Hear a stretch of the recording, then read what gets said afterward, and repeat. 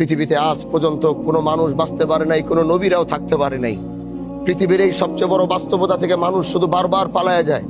কেউ এই বাস্তবতা মানতে চায় না, থাকতে চায় না। এই জন্য জানাজায় আসলে পৃথিবীর আসল বাস্তবতাটা 5টা মিনিটের জন্য হলেও মনে পড়ে। আবার এখান থেকে বের হয়ে যাওয়ার পর আবার শয়তান এরকম এক পর্দা চোখের সামনে ফালায়, আসল বাস্তবতা থেকে বারবার আমাদেরকে হারায় ফেলে। এজন্য আজ যে মাইয়ের চলে গেছে, এখানে একটু দাঁড়াও, এখানে একটু দাঁড়ায়া এই খাটিয়ার দিকে তাকাও, ওই সাদা কাপড়ের দিকে তাকাও। আমি হানজালা কত সুন্দর শেরওয়ানি পরে আছি, আমি এই মুহূর্তে মরে গেলে শেরওয়ানি খুলে ফেলবে, কেউ খুলতে না পারলে কেচি দিয়ে কাইটা ফেলবে। আমার ওই কাপড়ই পরতে হবে যে কাপড়ে কোনো রং নাই, ঢং নাই, সেলাই নাই, কিচ্ছু নাই। এই জিনিসটা মানুষ বিশ্বাস করতে চায় না, এই জিনিসটা মানুষ মানতে চায় না।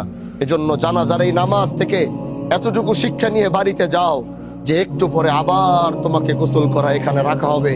যে মানুষগুলো তার জানাজা পড়তে আসছে, এই মানুষগুলো আবার তোমার জানাজার জন্য হাজির হবে।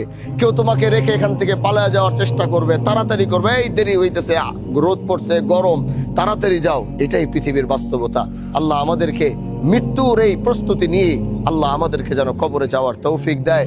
যার মা মারা গেছে, আমার এই নুর আলম ভাইয়ের মা মারা গেছেন, আল্লাহ এই সন্তান তাকে সাবরে জামিল দান করুক।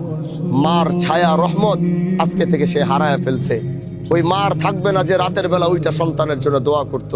আল্লাহর কাছে দোয়া করি তার মাকে জান্নাতের আলা মাকাম হযরতে খাদিজা, হযরতে ফাতেমাদের সাথে আল্লাহ তাকে একই জান্নাতে থাকার তৌফিক দিক।